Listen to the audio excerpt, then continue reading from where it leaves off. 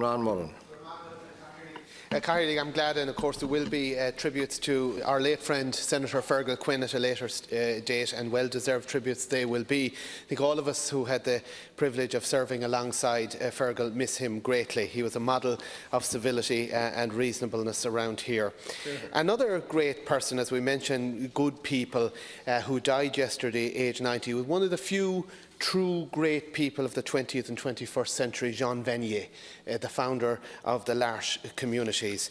Jean Vanier served in the Second World War and later on came to work and serve people with disabilities in a truly exemplary way. There are now 147 L'Arche centres in 35 countries where people with and without disabilities live together as equals. There's a further 1,800 faith and light support groups for people with special needs and their families and friends across 80 nations. Vanier said that living with the disabled helped him to appreciate two truths. First, that people with learning difficulties have a great deal to contribute. Second, by living in a community with people with and without learning disabilities, we open ourselves up to be challenged and to grow. What a marvellous man, what a marvellous contribution to the world. Just very briefly, I welcome the broadband development. It's very important. It's long overdue.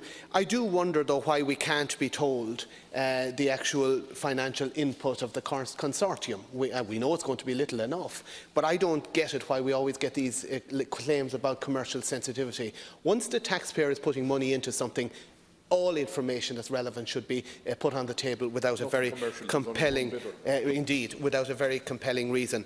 Finally, I would have a commencement matter in tomorrow, Cathaoirleach, if commencement matters were allowed. We're just back after a relatively long break. I don't want an early quit tomorrow. I think there should be an order of business. I think commencement matters should be facilitated. I would like to know, when was it decided that there would not be, or when was it decided to propose that there would not be? Because I gather that's the subject of a motion here later on. And I would ask that we would have commencement debates tomorrow. We're long enough out of the House. It's time to get back to business, and there should be time for all relevant business tomorrow.